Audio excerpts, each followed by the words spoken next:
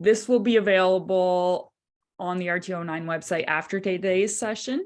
We'd also like to remind everyone that if you have any questions during the presentation, to please pop them in the chat window. And our lovely facilitators, Sean and Brian, will try to get to everyone before the end of the session. There will also be a Q&A at the end of the session. And after today's webinar, we're going to have a brief 2-minute survey that will be sent out to everyone. If you're able to provide us some feedback on the workshop, that would be greatly appreciated. Now, without further ado, I'm going to pass it over to Sean and Brian so they can jump right into today's session. Fantastic. Thank you very much, Meg. Sean, I think this is where you want me to start talking. Yes, please. All right. Welcome and good morning, everybody. A lot of you decided you wanted to come to this web seminar about managing social media without stress this morning. That either means there's a snowstorm and nobody has anything else to do and they're all snowed in, or other people, in addition to me, sometimes get a little stressed out by this ridiculous thing called social media and what to do about it. So hopefully over the next 60 minutes, we're going to identify some of the pains associated and, more importantly, identify some of the pain relievers so that you can participate in this big opportunity called social media without stressing out about it. We will be referencing some of the material from the previous webinar. I guess that's the opposite of foreshadowing. It's pre-shadowing. So if you're curious about those things we're referring to, those recordings, I believe, are also available on the RTO9 site, and you can go check that out. One of the bits of feedback we got from the last one was, hey, this is fairly tourism focused. And you know what? You're absolutely right, because the RTO9 folks are a tourism organization. So some of the information, most of the information you're going to hear today is skewed towards tourism. That doesn't mean it does not apply to you and your operation, although you may want to modify it a little bit based on your own audience. So with that, by way of introduction, I'll tell you a little bit about us and how we got here. I'm the funny looking guy on the left side of your screen. Sean is the handsome guy on the right side of your screen, and we are two members of Search Warrant Online Marketing. And we do this kind of thing all day, every day. And some people, like the people on the next slide, seem to think we know what we're talking about. They sometimes give us awards for being good at this stuff. But before I pound my chest too loudly, I will acknowledge that with 130 different participants showing up to this Zoom seminar, web seminar right now, I'm willing to bet at the pace of change in these channels and in these techniques and these media, there's somebody on the line right now who knows more about one of these techniques or one of these channels than we do and could teach us a few things. And if there's one thing I've learned, as soon as you think you know it all, you're in trouble, because it's going to change really quickly on you and you don't know it all anymore. So we do it all day, every day. We like to think we know what we're doing, but I wouldn't be at all surprised if one of you folks has a good tip for us to learn from as well. So don't feel bad if you don't think you know what's going on. Nobody knows it all. All right, next slide, please, Mr. Ruocco. Who else are we? Well, you'll see Sean and Brian. That's me on here somewhere. I will tell you this is most of us. I will tell you that the most popular team member is on the bottom right part of your screen, and we have very few problems with squirrels, so she's doing a great job. Moreover, since the last time we got together, there's a new face on this screen, Saloni, near the bottom left of your screen. The reason I'm pointing Saloni out is in an effort for us to continue learning about this crazy thing called social media. One of the reasons Saloni is part of, yes, everybody does need a Rosie in this meeting. I see the chats. One of the reasons Saloni has joined the team is because she happens to also come aboard with 48,000 Instagram followers of her very own. So when we see something like that, we think that, hey, maybe there's something for us to learn about how to be an Instagram influencer from someone like Saloni. So as I say, we're learning at the same time as you folks are learning as well. All right, we also do some of this for some other names you may recognize. There's some tech names on the left side of your screen, but perhaps more importantly for folks in the tourism industry, the names on the right-hand side of your screen might be more recognizable. Don't tell any of our technology clients, but the tourism folks can be a lot easier and more fun to work with, because it's a lot easier to understand a beach or a fishing trip or something like that than it is to understand necessarily what all those technology folks are doing every day. So thanks for coming, and we like working with you folks. Here's what we're going to look at today. And last time I was a little bit long-winded. So if that starts happening, you can just start typing monologue in the chat, and I will throw the mic or stop talking. But we're going to try and make sure we have a Q&A session at the end. So there's time for that. What we are going to review, though, are first some of those social media pain points. You know, what are those things we're all experiencing or you've bumped into when you're trying to use social media that'll help you understand that you're not alone. Other people are feeling these things too. From there, we'll dive into what to do about it, some pain relieving tools and techniques. And I'll be throwing the mic over to Sean, who will take us through sections 3 and 4 to talk about what to do with your brand online, how to manage that a little bit, and as well, you know, how to manage, evaluate, and adjust going forward once you're publishing on social. All right. So what are some of these pain points? Why did we get 130 people said they wanted to come to learn more about managing these channels without stress? Well, here are a few of them. And I've borrowed the image that our friends at RTO9 used on the ad because I thought it was appropriate. If you've ever felt like this young woman with regards to social media, you're not alone. And so what are some of these pain points? And we talked about some of these in the previous web seminar, but I'll review them here just so that you know you're not alone. First point is, boy, there are a lot of channels or a lot of platforms out there. What are you supposed to be on? Are you supposed to be on Instagram? Are you supposed to be on TikTok? Are you supposed to be somewhere else? How do you choose? And there are ways to choose. And we talked a little bit about that last time. We're going to make a recommendation for you as tourism orgs today to might make some of that stress go away. Next bullet on your screen is frequency matters. So what the heck does that mean? Well, if you're an advertising nerd like me, there's this concept called frequency, which basically means how often does some of your information or your ad show up in front of your audience. And for social media, that kind of thing matters because the more often you publish, the more the social media platforms tend to like you and the more they tend to show you to your audience. From a human point of view, frequency also matters because it takes the axiom is 7 to 9 touches or impressions to convince or persuade somebody to take the action you want him or her to take. So from that point of view, if you're selling a product or a service online, you might think about, hey, they're probably not going to buy my hot dog or buy my coffee or come to my art store just because I asked them to once, or they bump into my impression or my story once. How do I make it so that they bump into my story or see me 3, 4, or 5 times? And that's what we mean by frequency. Well, that matters. And that all sounds like a lot of work to get in front of people more often than once. So that's a pain point for sure. Next item on your screen is interaction. Those algorithms, those social media platforms really like it when you interact with people online, with your audience, and your audience really likes it too. And so one suggestion we'll be looking at there, or as a pain point, is, gee, when I communicate out there into the universe, if people actually like, share, or comment, and you just leave them hanging, that's not really a great way to develop your audience. And it's not a two-way communication mechanism. It's sort of a monologue. You're just yelling down a hallway and not really paying attention to any result. So everybody understands that intuitively, but darn it, that kind of interaction takes more time and energy. Well, that's a pain point too. How do you manage that? And next item on your screen is URL sharing. What the heck does that mean? Well, that means in a post, a social media post, you might like to include a link, for example. You might like to include a link back to your blog, to your website, or to something else you're doing. And that seems like a really good idea for getting traffic onto your site. The only problem with that is that social media platforms like to keep all the people on their platforms, not on your website. So there is the potential that by doing that smart, right thing and including a URL in your post for people to click through on, you might not get as much exposure for that particular post as you'd hope, because the platforms themselves might, I won't use the word suppress, but they might not amplify your message as much.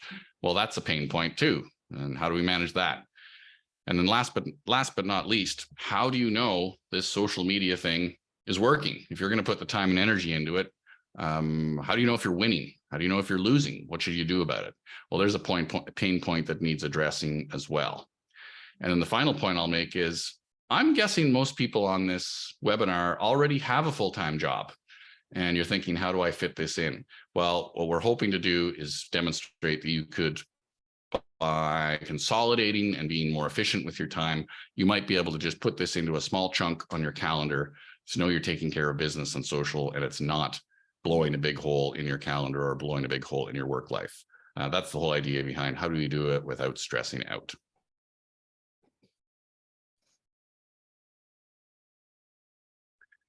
So with regards to not stressing out, how do we take a bite out of this challenge? How do we address just a piece of it and do it well and do a good job with it without trying to tackle everything at once and feeling overwhelmed? Well, like anything else in business or in life, choices must be made. And if you make some of these choices, with social media in particular, you will find your life gets a little easier to manage. So point number one, in terms of a choice is, yes, there are many, many channels out there that you could be part of, and you will make your life a little easier if you make some choices about which ones you participate in without being worried about the others.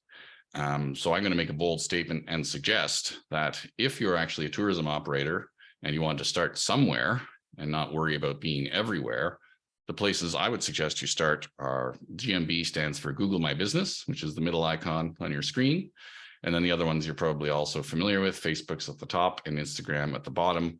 Why are we suggesting those ones? Well, for those of you who joined us a couple of weeks back on Valentine's Day and looked at the previous web seminar, you'll know that in terms of audience and in terms of demographics and in terms of reach and abilities and the critical information shared in places like Google My Business, that's not a bad foundation for a tourism operator in Ontario. Now, you may be sitting there saying, hey, I'm not a tourism operator. And by the way, I'm in Alberta or I'm in Indonesia. Is that appropriate for me? And the answer is maybe not. So we would encourage you to go take a look and say, hey, is this channel the right for your demographic? And when we say demographic, we mean who is your target customer? Who's your audience? Who's your market? Are they more likely to be skewing younger on a place like TikTok? We talked about that last time as well. And maybe you want to be active on TikTok, although maybe you also want to be reading headlines about what's happening with TikTok right now. The point is, different social media channels have different demographics. So if we had to, throw a dart at the board and say where to start for tourism operators in Ontario, we'd say start with these three. And there's some other reasons why we suggest starting with these as well. 1A on your screen is that Google My Business, once you set that up, claim that profile and set that up once with things like your address, things like your hours, things like basic information about your business. Well, that stays 90% the same unless you change locations, unless you radically change your hours or something like that. You can get away with not touching that very often, and you still get the benefit out of it where it shows up on the front page of Google and possibly takes half of that page when there's a map and your listing and your hours and your location. So that's kind of a high value opportunity right there. So that's one of the reasons we suggest Google My Business.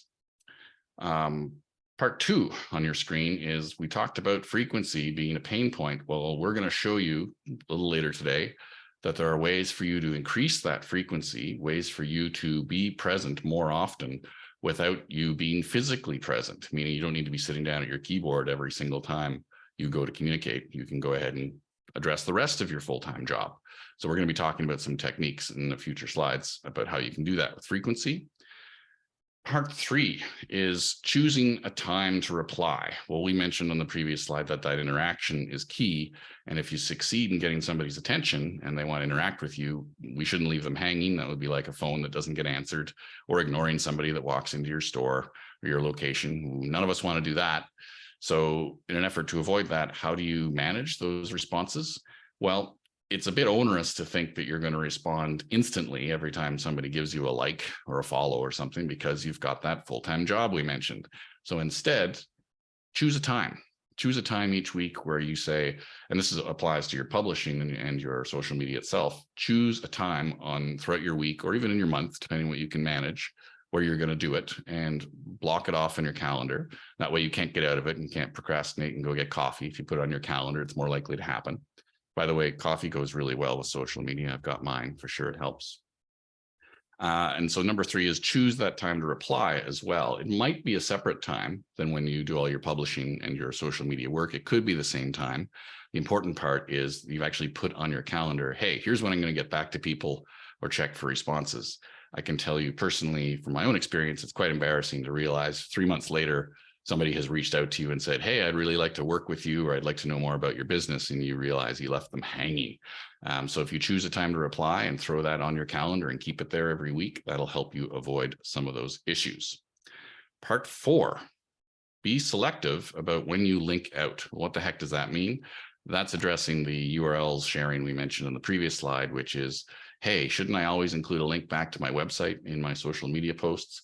Yes and no. There's good reasons to do it, but there's also good reasons not to do it. So I would say be selective about when you choose to do it.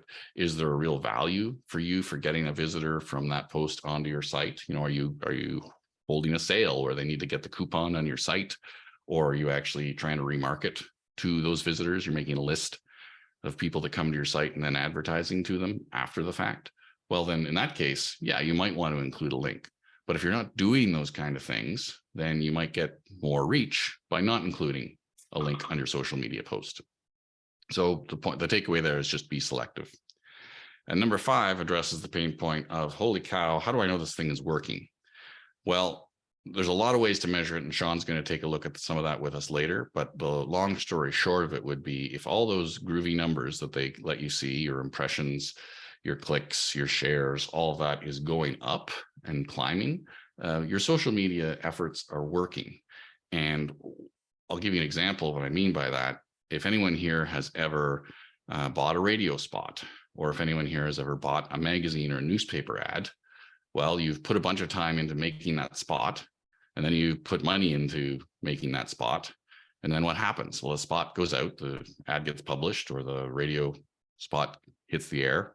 And then what happens? Well, hopefully something, but you can't be really sure, can you? Not unless somebody walks into your store, walks into your location, says, hey, I saw your ad, or hey, I heard you on the radio.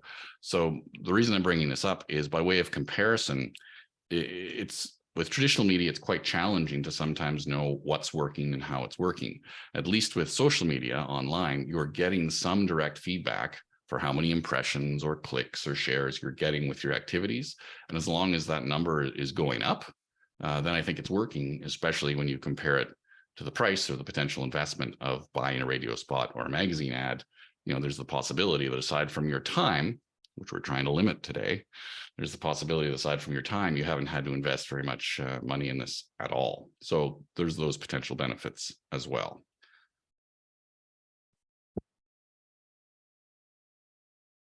So let's drill into a few of these pain relievers to see if we can reduce or remove some of the headaches associated with social media. We hit some off the top, but I'm going to drill into a couple in particular. We're going to break it down into basically content and publishing.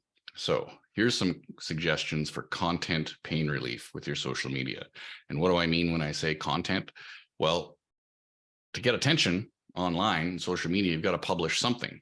And you can and do probably publish posts with just words. And those ones that have just words on them can function, but most platforms, most of the time, get better responses, and your audience will respond better if you've actually got a visual included in your post. So there's one takeaway. But that creates another problem. Well, great. I know I'm supposed to use visuals. Where do I get them? There's more time and effort, right? How do I go and find all these darn things that I'm supposed to include? And where do other publishers get their steady supply of content and imagery? Well, there are various places you can go to get it. Before I drill into them, I'll always encourage you and repeat, know where it's coming from. We've actually lived this experience ourselves when we accidentally published something that belonged to somebody else, and we heard about it, and we ended up having to exchange some money to pay for the license for that piece of imagery that we did not know we had used without permission. So know the source of your imagery, first of all, to make sure it's free of royalties or that it's free for use. And there are places that provide that kind of free imagery so you can use it. Part 3, repurposing your content. And when I say part 3, I mean bullet 3. Repurposing content is key to your survival for all marketing, not just for social media marketing. What I mean by that is if you've got a brochure already, well, there's probably some visuals included in that and some wording. Or if you've got a website already, guaranteed there's some visuals included that and some words already. And there's nothing wrong with, and in fact, there's a lot right with, including chunks of that content and repurposing it, reusing it in places like social. The 4th bullet on your screen talks about stock photos. A lot of operators will probably either themselves with their iPhone or through a professional photographer have arranged for a collection of stock imagery so that you can share online and elsewhere what your operation looks like. You know, the tourists or potential tourists and potential customers do love to see where they are going and gets them excited and it helps them decide whether or not to purchase. So if you've actually got a collection of the stock photos already they're using elsewhere, there's no reason you can't reuse them on social. And I'll be the first one to say your photos don't need to be unique and brand new every time, because your audience is not unique and brand new every time, or rather they may be brand new every time. And so they don't know that you've published the same image 2 or 3 or 4 times. If it's a great image, go ahead and reuse it.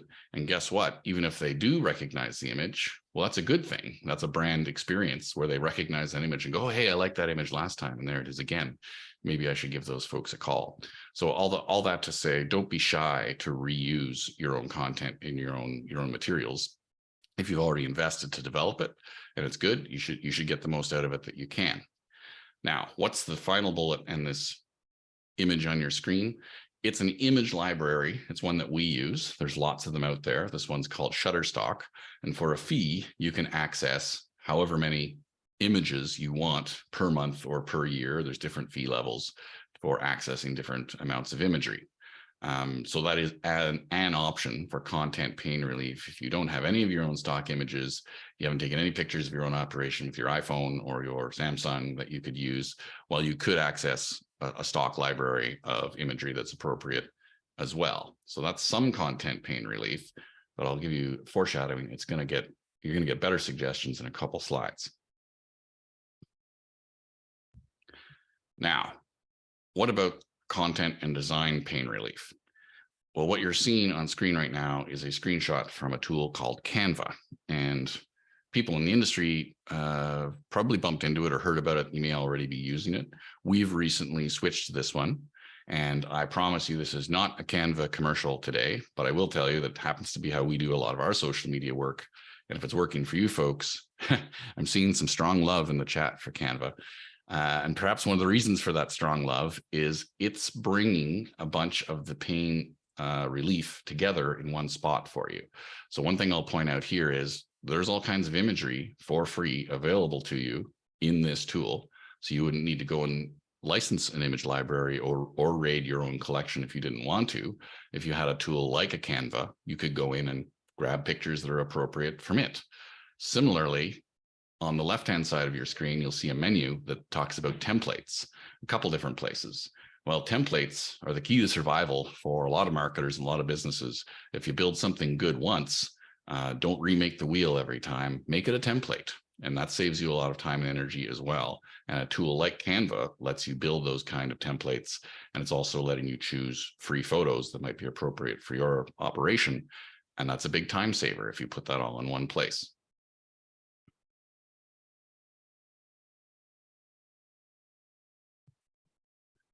So that was content pain relief, and that's one side of social media.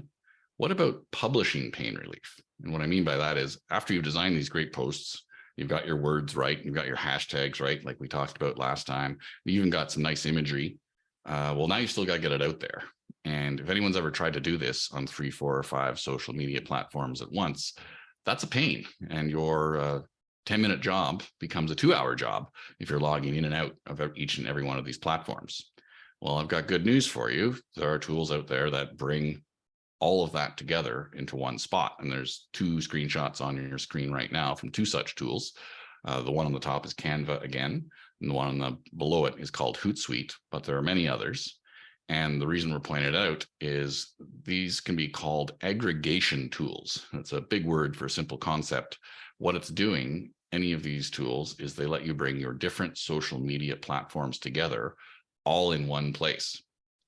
And that's valuable because it lets you schedule and publish all in one place as well. Why do they both look like calendars?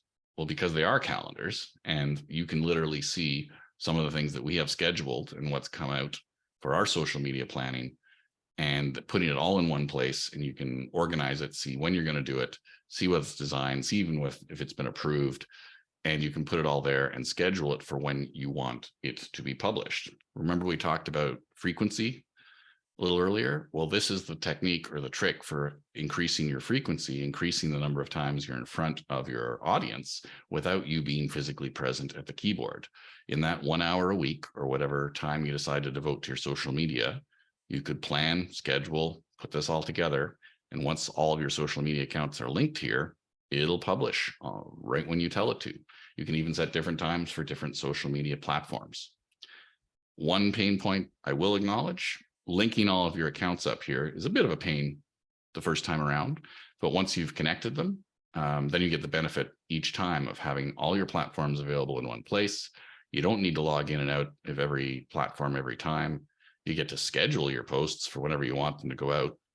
And those of you who joined us on Valentine's Day will remember each platform has different times that are better or worse times to publish. What I mean by that is that your audience has different characteristics. Your demographics have different characteristics for when they are ready to consume content. So if you're aware of different times that work better on different platforms, you can schedule those in here as well. And one suggestion I'd make is, your business or your operation is already providing good input for you on what the right times are to get people to think about your business. What I mean by that is you probably have busy times already when you get a lot of foot traffic or a lot of phone calls. Well, with a bit of thought, you might be able to figure out what's provoking that and what's encouraging people to come at that time. Well, if your social publishing went out just before that, either the day before or hours before, you could experiment with seeing if your social publishing can drive more of those peaks or help you avoid some of those valleys when it's quiet. So your own business provides good information for you too. And then the last point I'll make on this is that traditional media, like newspapers or magazines, solved this problem literally centuries ago. And what I mean by that is they schedule it. They can't run a publishing business or a publishing operation if they don't know what's going to happen when. And the only way to bring sanity to their lives was to have a schedule. Hey, here's our publishing cutoff deadline. Here's our layout deadline. Here's when we publish and deliver. Well, that kind of thinking pays off if you realize a lot of these digital things, even though they feel brand new, these are problems people already solved a long time ago. So how did they solve them? Well, if you're a newspaper subscriber or a newspaper editor, you solved a lot of your scheduling problems by actually having a calendar and having deadlines and cutoffs for yourself as well. And we can do the exact same thing and put it on a calendar so that you're not always worried about, hey, am I late for my social activity? Is it going well? Once it's on a calendar, you'll already start to feel better. So that's your pain relief for how to publish all in one spot.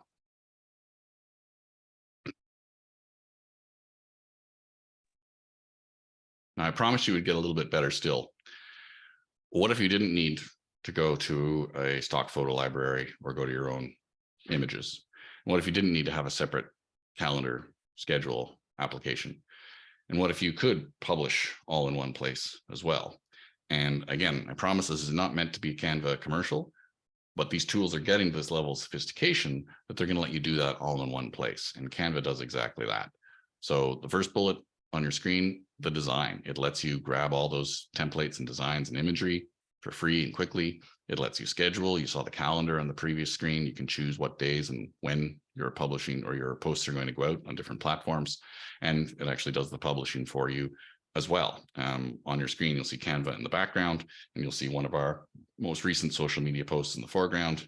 No, I can't do the tango, but I can appreciate it. And you'll notice the highlighted bit on your screen says published by Canva. So if any of you have noticed a published by XYZ on any social media posts, that's where that's coming from, is people are using a tool like a Hootsuite, like a Canva or others to manage their social media and do the publishing through them as well. So there's the big takeaway. The good news is, if social media is driving you mad, there are tools out there that let you bring 80 or 90% of that work together in one place that would let you schedule 1 hour a week on your calendar to do most of your social media. And the last point I'll make on this is Canva in particular doesn't even appear to break the bank. I think it's for an annual subscription. I think Search Warrant is paying $200 Canadian. That's not free, but when you think about all the time and energy it might save you compared to logging in and out of each of these platforms on your own, for us, we consider that well worth it. All right, so that takes us to the end of the pain relief section. So if that gives you some efficiencies, and maybe you're starting to think about, well, if I know how to do it now and how to make it more efficient and how to do it without banging my head on my keyboard, well, how do I make sure my brand is represented well there and repeatedly? For that, I'm going to throw the microphone to Mr. Sean Ruocco. Thank you, Brian. All right, so let's jump into your brand. A couple of things that we want to call out here. So you should definitely do your best to take your offline brand into your online marketing presence. And you want to avoid trying to develop a new brand from scratch. While we try to emphasize, variety when it comes to things like the types of content you might post on your social channels, you should strive to establish that consistency with your brand while doing any of these activities online. Your brand will automatically come with some sort of a voice or personality with it, and you should try to make this as authentic as you can to show the personable side of your business. Generally speaking, consumers don't really want to feel as though they're talking to a big corporation or organization. We're naturally more receptive to a human interaction. So even if it is that brand logo that's sending that chat, if it feels as though it's coming from an authentic human, there's a bit more resonance, I think, with us as a user. So I'll just call out staying consistent with your brand from the get-go will help lay the foundation for your social media marketing strategy moving forward. Your online brand recognition will also provide you value offline as well. And we'll talk a little bit about how you can try to marry up those two activities because there's no reason that they should live in separate silos, what's happening online and happening in person. So a couple of things just to be aware of in kind of broad strokes. So things like color, the types of imagery you use, kind of the look and feel, the font, and particularly the tone that comes across in your messaging. So again, what is that voice that people picture when they hear of your brand? Perhaps that's you, perhaps that's someone you work with, or just something that you've developed along the years of being in business. So that's something you want to consider. You're also going to want to consider who's consuming this content. Staying true to your business in terms of who you are as a brand is very important, but you also want to make sure that you're presenting yourself in a way that can be recognized, and also you want to spark that interaction with your audience. So definitely take the time to think about, who am I making this content for? Oops. Apologies. So to steal a little bit of Brian's thunder, there are tools that can make this whole branding experience pretty slick. So again, we're highlighting Canva just for the use of this presentation in terms of kind of an all-in-one tool for everything that we're touching on today. And as well, we are happy customers of that tool also. But tools like Canva do offer you the opportunity to kind of preload your brand requirements in terms of like the look and feel. So you can know at the bare minimum, you have that kind of recognizable color scheme, fonts built into everything you put out into your online marketing. This is even more helpful if you have more than one person at the wheel here doing your social media.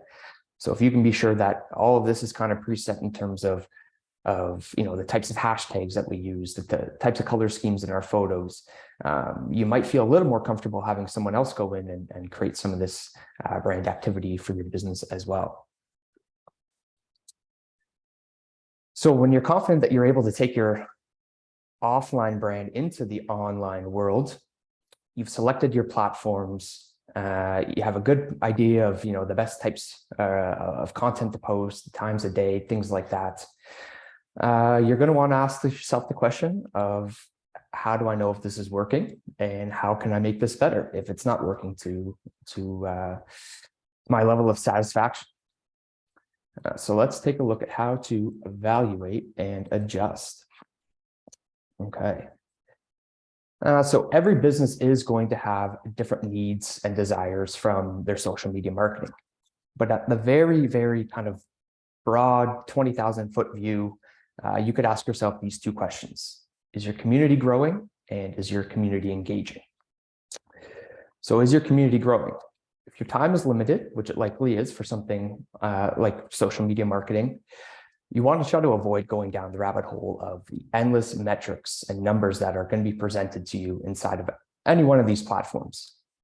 Instead, take the time to ask yourself, what is important to me? What does success look like for me and my business and what I'm doing on social media? Maybe that's company followers or clicks to your website, or maybe it's phone calls. Whatever that is, make that your KPI and use that as your driving force to improve your program. Like I said, you could easily just, look at any direction and see a metric going up or going down and think, well, why are my impressions not getting any bigger? Or why are my clicks seeming to cost a little bit more? But if that's not the goal of your program, maybe the program is designed to drive phone calls. You got to kind of look past all of that other noise and focus on what this program is built to do for you and your business. So hone in on what matters to you and your business and use that as your success metrics.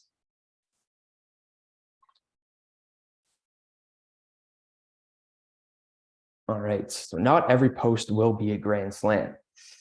This is, I think it's something important to call out, and that's, a lot of the activity you might do online, you may not be able to point to it and say, oh my gosh, look at all the sales that came out of this. Look at all the phone calls I got out of this. Not everything is going to be considered a grand slam, even if you put that against, your KPIs and what matters to you and your business. But with that, each post can give you valuable feedback, even if you don't really like the results of what that post or what that photo or video did for you. So this is all about just leveraging the insights that you have available to you, whether that's in the native platform itself or through whatever pain reliever tool that you choose to work with, and adjust your plan based off of that. On your screen here, you can see 3 different screenshots of different examples of basically results, insights from social posts. The one with the simple gardening tips, this is a screenshot out of Canva, so some of you may recognize that. In the background, we have a screenshot from the Facebook manager, lots of detail there as well. And the post insights one is a screen grab from Instagram. So even from these couple of screenshots, you can see there's a lot of metrics there that you could get hung up on. You have to try to stay focused, especially with a limited time that you're able to put into this. If you're trying to make every metric go up and to the right, you'll probably find that you're kind of spinning your tires in the mud. So keep focused on whatever it is, 1, 2, 3 metrics that matters most to your business, and build that into your schedule in terms of coming back before you're setting up your next wave of content. Take a look how things performed over the last 2 weeks, last 30 days. Even zoom out further than that. It's also important to kind of take things through different lenses. So you might have a post that goes very viral very quickly. And I don't think that that's really reasonable to expect that type of content is going to do that every time you put it out there in the market. So make sure you're playing around with the different time frames when you're reviewing your results as well. See if you can pick out any trends in terms of the types of content that resonated well with your audience, content that sparked engagement, anything that's going to help you reach those KPIs.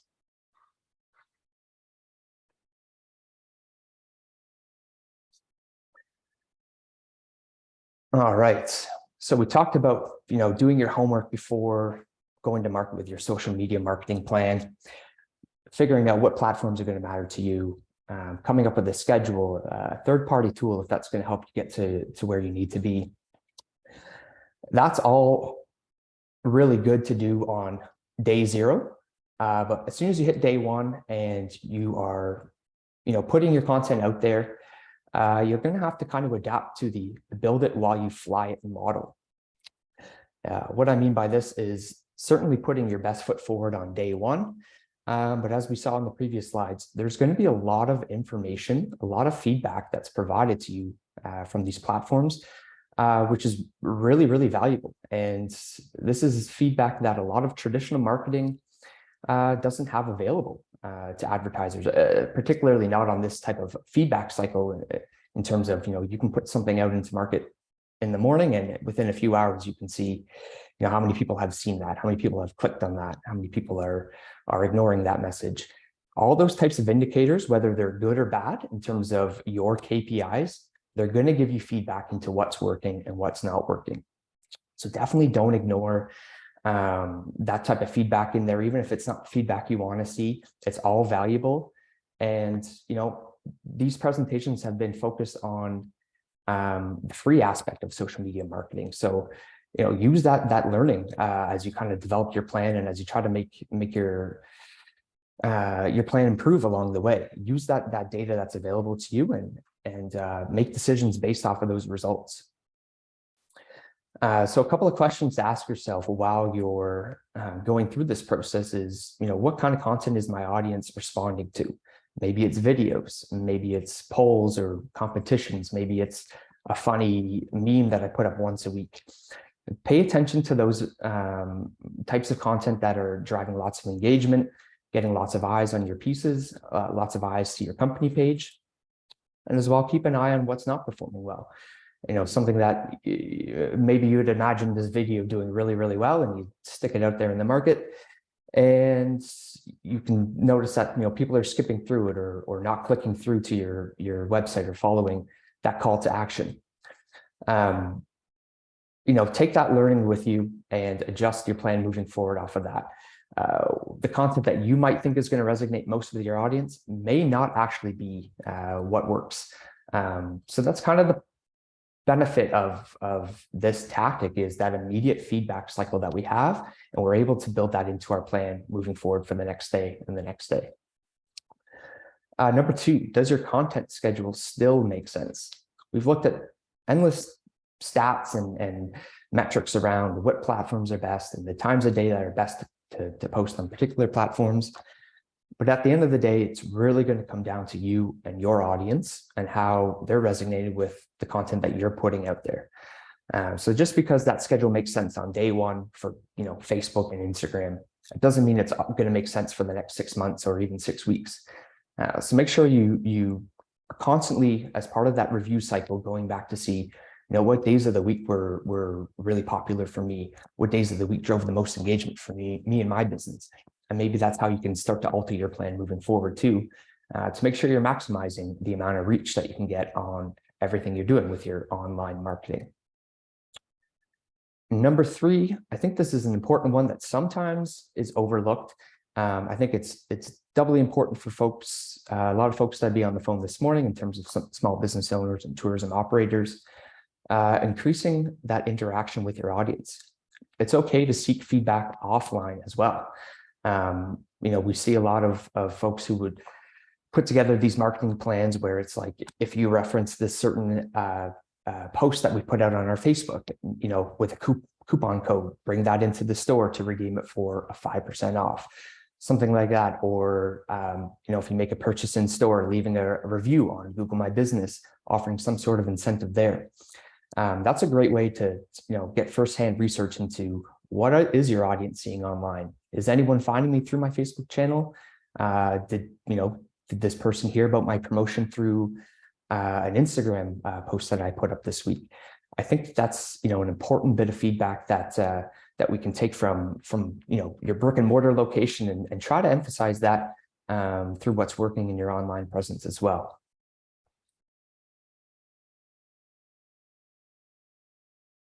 All right. And that brings me to our top 3 takeaways from today.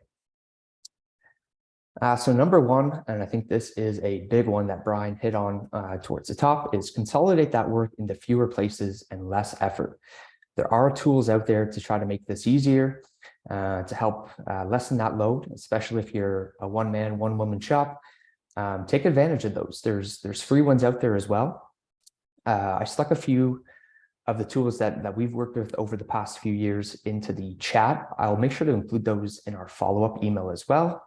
There's a couple other good suggestions that I saw from the group too, particularly with Facebook having a good tool for a free program if you're looking for management and scheduling. A lot of feedback around the Canva tool, which, as we mentioned, we're becoming bigger and bigger fans of with all the capabilities there. So definitely work that into your plan moving forward. If you can only put a certain amount of time per week into this, it's probably worth getting one of these third-party tools to help that process be a little smoother for you. Number 2, being consistent with your brand. Again, that's very specific to your brand marketing and not what you're doing with your brand. So I want to emphasize that, definitely try lots of different types of content, but keep that coming out through the same authentic brand voice that you've, developed over the past few years, whether it's in your brick and mortar store location or through online. There shouldn't be too much of a variance between that physical brand presence and your online brand, but consistency there will pay off and help to lay the foundation for you as you go on your social media journey. And number 3, take the time to listen and learn. So a static approach will likely yield you static results. Again, that's just once you have your program up and running, as part of that, whether it's weekly or monthly, bi-weekly cadence, make sure you're taking the time to go through the reviews, the interactions, the comments, look at the results, pay attention to what worked and more importantly, what didn't work. Particularly if you're putting a lot of effort into things like videos and they're just not sticking with your audience, maybe there's something else you could be doing that's better use of your time in terms of your social media plan, as well as giving your audience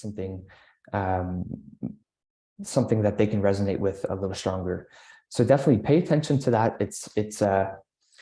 I think it's an overlooked benefit of all of this kind of digital, whether it's paid or organic marketing that we're discussing. That immediate feedback cycle is so valuable to all of us as marketers and advertisers into making a better program for our audience. How are we doing on time? Not bad. So you're landing the airplane nicely. Hopefully you're not climbing into it at the same time. One point I will make to riff on what Sean just said there, gang, and the templates. Again, it's not a Canva ad, but you can do it in Canva. You can do it in other tools too. With regards to number 2 on your screen, they're being consistent with your brand. If you load your brand components into one of those tools, your colors, your logo, your font, your look and feel, and you use that as a template, well, you've just saved yourself time every single time you go to do any of your posts, and you're on brand as well. So again, it's a way of thinking. It's a little bit annoying to set up the first time, but once you get that machine built, you're going to save minutes and hours every single time you go to interact with social media and hopefully reduce that stress. Sean, is this the part where we rock the Q&A? It is. Excellent. Well, I saw one challenging one right away in the chat that just went by, which was, hey, how do we get a blue check mark in Instagram? And I sympathize because, believe it or not, Searchwarrant itself has had problems with being recognized as a Facebook advertiser, even though that's what we do all day, every day with platforms all over the world. Right now, we're in Facebook's bad books for reasons unknown to us, and we're similarly working through trying to get acknowledged as, hey, we're not bad actors out doing bad things. We're just marketing and advertising here. So I will try and follow up. If we get a good answer to that ourselves, we will provide a good answer for how you can get a blue check mark on Instagram as well.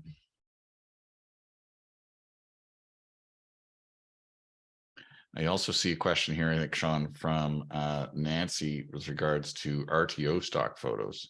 And that's one I don't know the answer to myself, but if Meg's on the line, she might have that answer. And I just put you on the spot. I can answer. The best way would be to, on our industry website, there is a section for photo assets. You can go in there and put in a request, and our communications and digital media specialist, Lindsay, would be able to provide you with the stock photos. And it depends on the region that you're looking for as well. So you can go based on region, what region you're looking for, depending on where you're located. Thank you, Meg. One other point I think is really worth making, because as we work to reduce your stress may have been growing as you say, oh my gosh, there's so much to know. And my tip for you there would be, don't worry about it. It's really, really hard to do this wrong. Unless you're going out and insulting people on purpose, it's really hard to do social media wrong. And so the only way I would say to do it wrong is if you don't try anything and you don't learn anything along the way. once you put it in a box, the way we've suggested here, and put it into a place on your calendar where it doesn't threaten your business or your life, and you've got it under control, then go ahead and experiment. And what I mean by that is, by way of comparison to traditional media, you know, if you say something wrong in a radio ad, well, you paid for it and it's canned and it might run for 6 months. If you put a spelling mistake on a billboard at the airport, well, you could have a 3-month-long problem or embarrassing spelling mistake issue.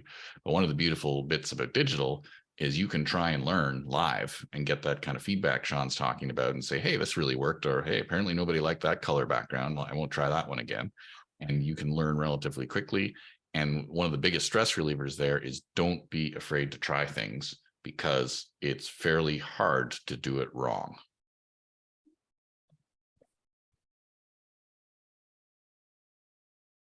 I know Andrea had a question about Canva. Just trying to see what that one is.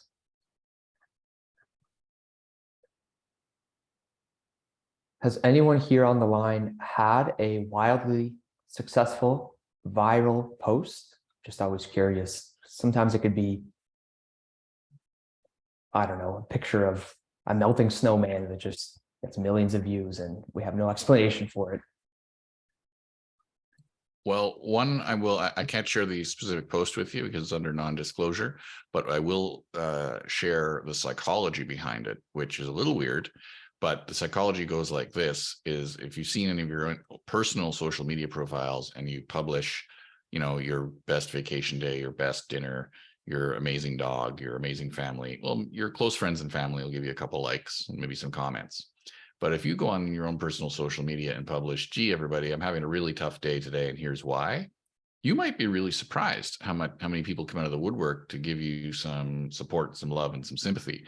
Now, I'm not saying to take advantage of that for your business, but what I am saying is psychologically, sometimes projecting 150% positive all the time is a bit overwhelming, and injecting a little bit of reality or authenticity into your posts may make it go further than if it looked like another perfect day at the beach. You may say something like, hey, February is tough in this tourism business here.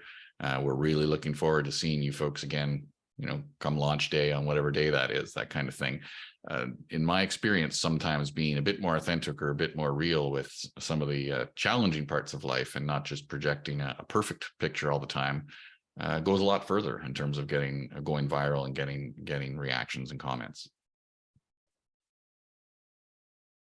Question here about there being so many targeted ads on Instagram and Facebook that makes me disengage. How do you balance frequency with viewer fatigue? That's coming from the organic perspective. That matters. I can take a stab at that one, which would be, you should be able to see over time if your likes are dropping off, the rate of they're coming in, or the click-throughs are dropping off, then that's a suggestion that, hey, whatever, either I'm publishing stuff nobody cares about, or people no longer want to hear from me, or they're hearing from me too much. So in our business, particularly with ads, one of the challenges is exactly that. So we call it ad fatigue in social media, where if you keep putting the same image out in front of the same people every time, you will start to see those rates of interaction drop off because they've already consumed that content. So when you see your rates start to drop off, that's a clue to you that, hey, maybe I need to refresh the visual or refresh the message.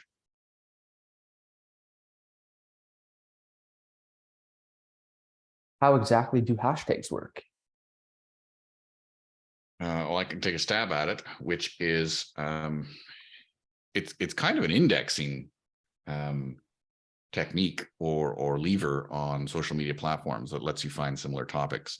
So just in the same way you might use a search engine and say, I'm interested in XYZ, on these social media platforms, you can do the exact same way. But when you add it with a hashtag, then if you follow that hashtag, if you say, I'm so interested in fishing, but I want to follow all the comments or discussion of anything that uses a hashtag fishing, then it makes you kind of a follower of that conversation.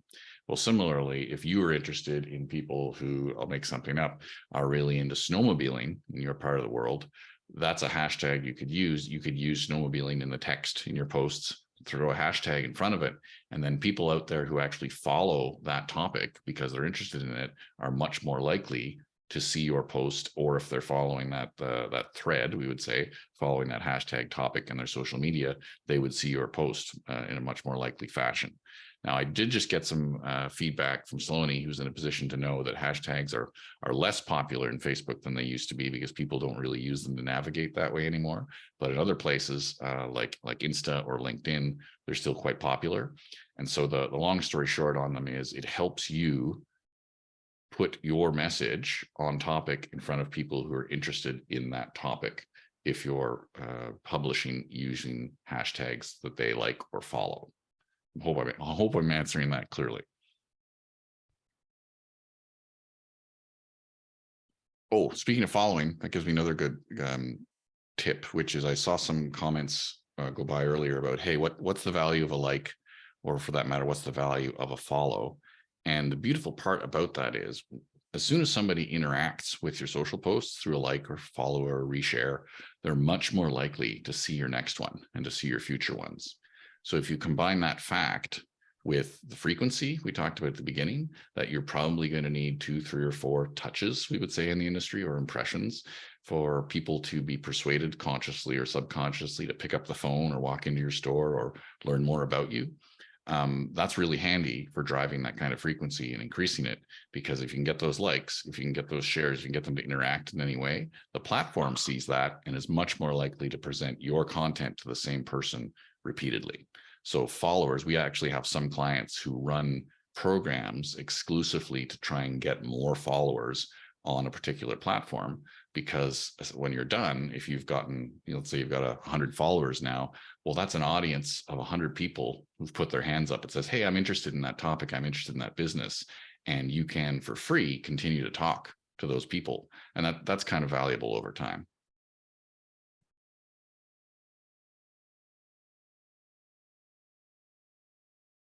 How are we doing there, Sean? Do we miss any in the chat? I had one that was directly about Canva. I'm just going to respond to that one off the side, because it was just about using it on desktop versus the mobile app, which I think we've only really used the desktop version. So far, that's true. We're just getting our feet wet, to be honest with it. One thing I will point out about Canva, one limitation that I bet they're going to get rid of very quickly, it's fairly recent that you're able to publish through Canva. It used to be designing all your posts and you published somewhere else. Well, now you can publish through Canva as well. What you can't do is respond to those likes, those shares, those clicks, or those interactions. So that's a limitation that might send you back into your social media platforms directly. But if I can see that limitation, I'm sure they can too. And I'd be willing to bet in the next little while, you'll be able to deal with all of that right in Canva. Good point. Okay. So the next steps, we will be reaching out to everyone with a feedback survey. I'll also have a PDF of this presentation. The link to this recording will also be available likely by tomorrow morning, and you will get a copy of that as well. And with that, I'm going to hand the mic back to Meg.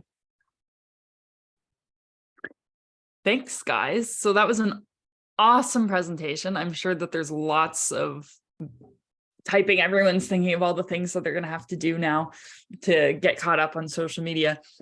Thank you so much for the presentation. And thank you for reminding everyone, just the 2-minute feedback survey is going to be coming out, and the presentation and the recording of this session will also be on the RTO9 website. If someone's question didn't get answered, you are getting Sean's contact information. So if there's something pressing that we didn't get to today, I'm sure that he might be able to help you out. But in the interest of keeping everybody's time, we're at exactly noon. Well, it just turned over, but we'll let everyone get on with their day. And thank you so much again to Search Warrant for putting this presentation together for us today. Thank you, Meg and RTO9 for having us. And the final comment I'll make will be to demonstrate how you bring your online and offline worlds together on social media. Hey, everybody, if you like the presentation, please follow us on Facebook or follow us on LinkedIn. See what I did there? Flawless.